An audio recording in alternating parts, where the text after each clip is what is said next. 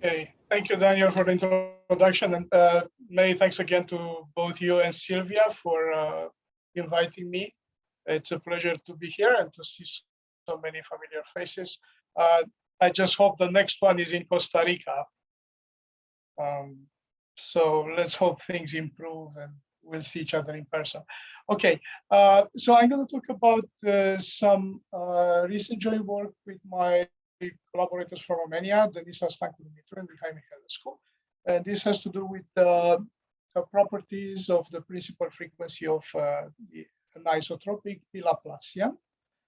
So before I tell you what this is really about, I need to introduce some notation. So let's see, for any positive integer d, I'm gonna use e upper script d for the Euclidean norm in Rd. And then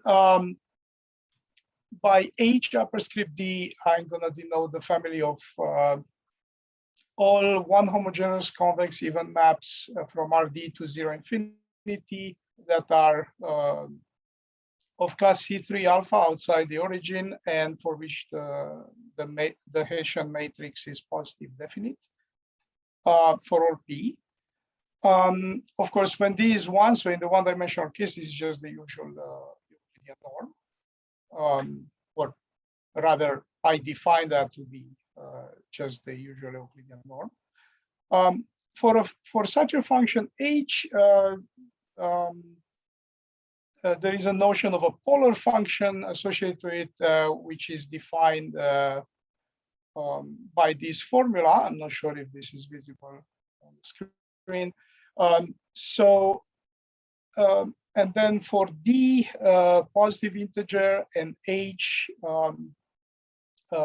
such a function, let me denote by PDH the family of all smooth bounded convex domains with non-negative anisotropic mean curvature. So just let's consider sufficiently nice domains for which what I'm going to say is going to make sense. For such domains, one defines a distance to the boundary map, which is just the anisotropic version of the usual distance to the boundary.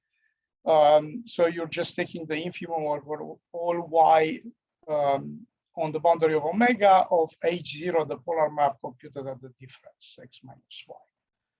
Of course, when we revert to the Euclidean norm, this is the usual distance to the boundary. Next, for any S positive, I'm going to denote PDH of S, those domains omega for which the maximum distance to the boundary is precisely S.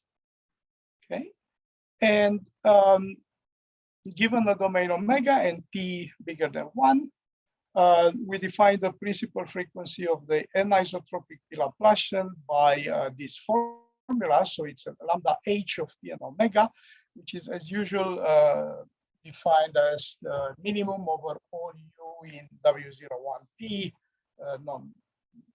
non-zero of the usual ratio. Now it's well known, this is work by mainly Cavol and collaborators in maybe 15 years ago. It's been known for a long time that this is the smallest positive eigenvalue for the problem that I label here too. And it's easy to note, okay, if you go back to the Euclidean norm and to the isotropic case, then the differential operator on the left-hand side becomes, of course, the usual p-Laplacian. And then the formula 1 for the principal frequency becomes the familiar one in that particular case. Now, this has been studied. So the properties of lambda 1, as they depend on p and omega, have been studied for a long time. I want to maybe recall some of these results, and the right place to start is to see what happens in the one-dimensional case where omega is just an interval AB. Now, the good news in that case is that by well-known results, you actually have an explicit formula for the principal frequency, and it's written down here. Of course, this is going to make life easier, and in this case, again, it's known, continuity in terms of P is known, and there are all kinds of things that are well known, but I'm gonna focus here on monotonicity properties. So the first result that I wanted to cite is a 2017 result of Kajikia, Tanaka, and Tanaka, which says essentially that if the interval is small enough, then the map that takes P into lambda 1 of P on the interval AB is an increasing function of P. While if the interval has length strictly less than 2, then there is a threshold P star bigger than 1, such that the principal frequency increases up to, so from 1 to P star, and then is decreasing on P star to infinity. This is consistent with other known properties of the principal frequency in terms of sort of what happens with the limits as P goes to 0, goes to infinity, and so on. So the question is, all right, but what happens in higher dimensions? So there are various results in this direction, but for a result that's sort of in the same spirit with this one, that's the reason I noted here. I just want to mention that we've been able to solve this in any dimension D in the case of the isotropic case. And we established that you basically get a similar result. And I'll come back to this a little later, also in higher dimensions. Of course, the main difficulty when you look at higher dimensions is, first of all, you don't have a formula for the principal frequency, so you have to use other techniques to understand monotonicity and some other properties. But the focus for today is to present another result that is sort of a generalization of the one in the classical case. This has to do with the anisotropic case. So in the framework that I introduced earlier, what we are able to prove is that for any integer d and h, a map as defined before, there exists a number mh. So this is like the threshold p star in the one-dimensional result that has to be between 1 over e and 1, such that for any domain for which the anisotropic distance to the boundary it's equal to this threshold, we have that the principal frequency is a non-decreasing function of P. And moreover, if you're looking at the case where you have domains for which the maximum distance to the boundary exceeds this threshold, then you can always, for any number s that exceeds this threshold, you can find a domain for which that has in radius, if you want, equal to s, bigger than mh, for which the map lambda h, as it depends on p, is not monotonic. So this is the result. Of course, anisotropy leads to some interesting challenges, and given more time, I would have liked to maybe take you through this. But when I thought about giving this talk, I thought maybe it's easier if we just simplify things, and I'll just show you what happens in the isotropic case, in the classical case, and then there are a few things that sort of have to be worked out to make this work in the anisotropic case. So in the isotropic case, so for the case where h is actually the Euclidean distance in RD, the results reads as in theorem 2. So for every d bigger than 1, there is a number m in the same range, such that if s is less than m and omega is a domain within radius equal to s, then lambda 1 is actually strictly increasing. And if S is bigger than M, you can find domains omega within radius S for which the map fails to be monotopic. So just in terms of notation, this is just the equivalent notation for what I've had before. Delta omega is the distance to the boundary map, and PD of S is what I already mentioned, right? So it's the family of domains that are nice and for which the maximum distance to the boundary is equal to S. Now, before I can take you through some details of the proof, let me remind you of some properties, some are old, of the principal frequency, in this case, in the Euclidean case. So these are actually simple exercises. Lambda 1 turns out to behave well with respect to rescalings. Of course, you can prove various properties for the distance to the boundary, for dilated domain, and so on. These are maybe not so surprising.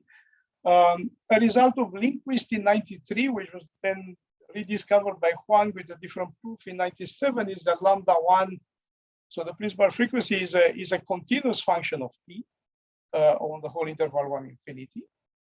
We're going to need a formula that's essentially due to Jutina, Lindquist, and Manfredi, and also Fukakai, Ito, and Arukawa in '99. So this essentially, again, it's well known. So lambda 1 of P to 1 over P tends to 1 over the radius, right? Here, R omega is just the radius of the largest ball contained in omega.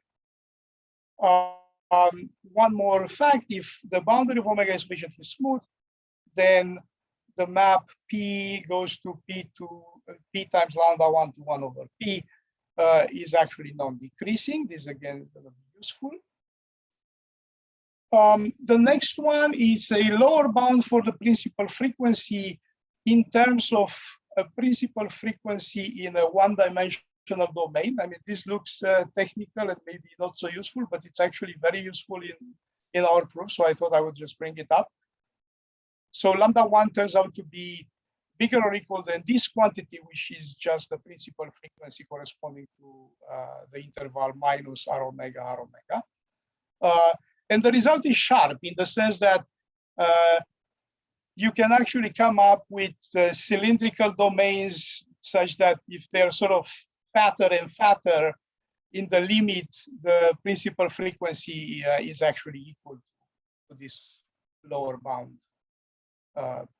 that is written here. Now, before I can show you the proof, let me just show some preliminaries, which basically kind of tell the main story.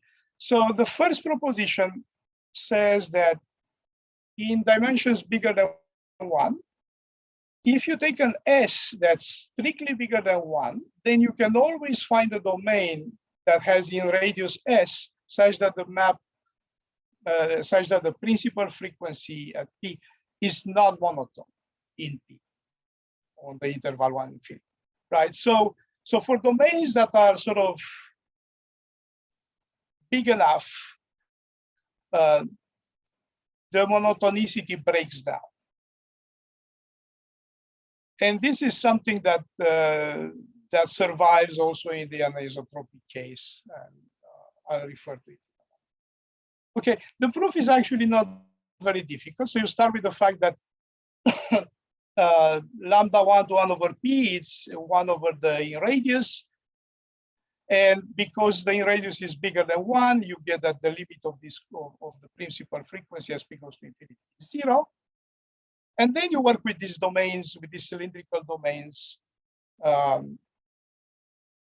omega st, and you can show that the limit of the principal frequency as the radius of the ball of the basis essentially tends to infinity.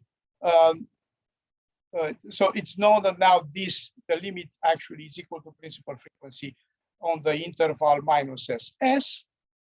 And now you go back to what's known in one dimension. We know that this is not monotone because the length of the interval is bigger than 2 in this case. And so then you do a proof by contradiction and you get the non-monotonicity of the original principal frequency for the original domain. Proposition 2 says, right, so the first result is that if the E radius is bigger than 1, then you can always find a domain with big enough in radius so that the monotonicity doesn't hold. The next result says, if you give me a number S that's at most 1 over E, and perhaps I'm not sure if what I'm going to show gives you the exact reason for that, but for a smaller in radius, then you can, for a small enough in radius, then the principal frequency is actually strictly increasing as a function of P. And so the proof is really based on 2 small results. And again, our original proofs were much longer and too technical. And we figured out later a way to actually make them much simpler. So the first one says that if you have a bounded domain and you have 2 numbers P and Q in this order, and you assume that the lambda 1, the principal frequency, is sort of in the other way around, then you can give a bound of lambda 1 of P in terms of Q. It turns out to be strictly less than exponential e to the Q. Second one gives a lower bound for lambda 1 of P in terms of the in radius, or right, for any P bigger than 1. And again, I'm gonna probably skip this. And now you can actually prove proposition 2 immediately from this 2 lemma, because if you assume that the inequality is reversed, then you get a contradiction with the fact that the radius in the statement of the proposition is actually less or equal than 1 over E. So one remark is that if you let P go to 1 from the right in this lemma, right, you actually get a well-known result of Cavol and Friedman that gives a lower bound of the Chigger constant of a convex set omega in terms of the radius. So this is of course known, but it's a nice byproduct of what we do. Right. So maybe before now the goal is to maybe just wrap it up and show you how the main result holds. But so basically what you need to remember is that it all depends on the radius of the domain, right? So if you have any domain for which the radius is big enough, bigger than 1, then you cannot expect monotonicity, right? So you can always find domains for which are nice enough for which monotonicity breaks down. On the other hand, if you have domains that have in radius less than 1 over E, then the principal frequency is always non-decreasing, right? So the question is, okay, so like what happens between 1 over E and 1? Right, so basically our result says that there must be a threshold, is the M in the statement of our main theorem, right?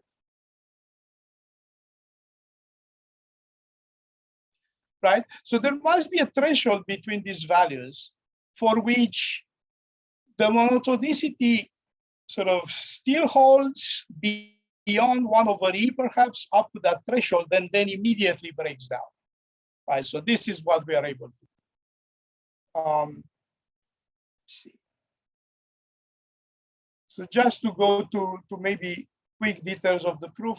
So the bad news is that this threshold is not, we don't have a good understanding of it. It's really a technical proof that doesn't tell you what M is. It just tells you that there must be a number for which you have monotonicity for radii that are less than that number, and then you don't, right?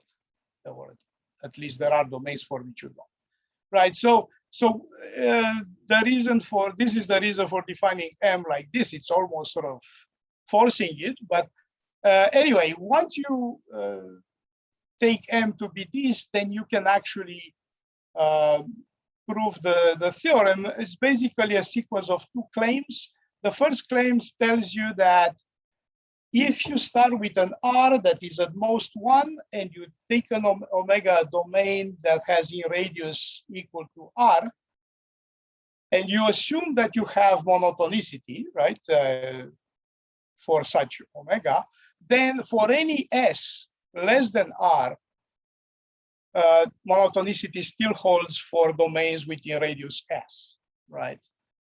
And again, maybe I should skip the details, right? So basically, you first do this, and then you have to prove that, of course, the proposition that I just show you shows that M has to be between, the M defined above has to be between e to the -1 and 1, because we know that outside other things happen than what is prescribed here. Now, if M is 1, then our first proposition and the very definition of M show that there are domains for which the principal frequency is not monotone. And then you just have to prove that this is still okay where M is less than 1 and bigger or equal than e to -1. So I think I want to maybe stop here, because this is becoming too technical, and I'd rather take questions if there are any. So thank you. Okay, thank you. So if anybody in the audience has a question, can ask now. I mean, like, you can unmute yourself and ask the question.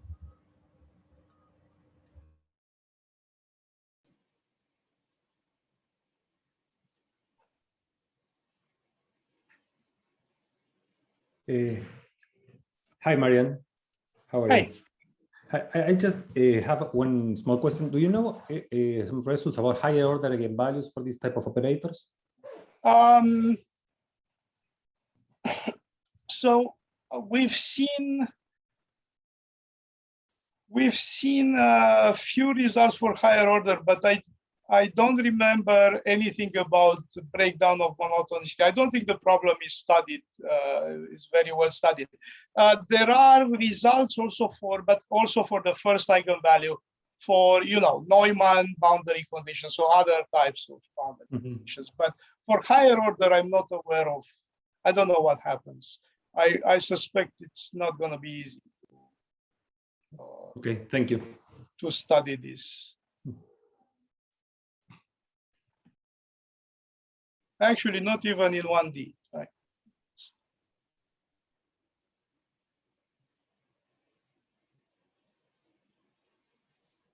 I have a question. Sure, Marta. Yes. So rather question and a comment, or comment and a question. I don't know how interesting it would be, but certainly for P of X, you could say something too. Yes, So do you see right away whether your technique, everything goes smoothly when you take P of X with appropriate regularity, usual stuff? I think it can be done, but I haven't tried, so I don't know what the roadblocks will be. There are results that are sort of in spirit with what happens for P constant.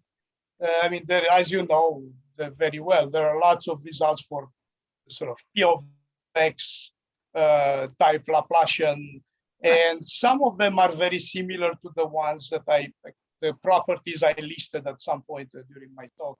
So I would assume there are some ingredients that we can try to push through. It's just that we haven't really looked into this. It seemed to us that it's more interesting to look at anisotropy, because we expected that something Of course. wrong will happen. But, Of course, I agree. Yeah. That's why I said this is not a real question, rather a comment. You know, in case if you No, see it's something interesting there, or maybe you know you can give it to your students who will. yeah, the problem is I don't have students anymore, Marta. I have to ask my collaborators to give it to their students. Yes. Okay, and then I have another question.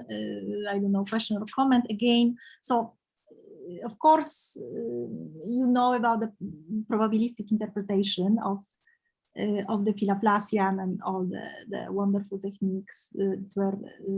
So I think it will be very interesting, and I would be personally interested in looking at this and even trying to reprove your theorem, your statement on different types of domains which allow for this behavior or not, from the point of view of the process.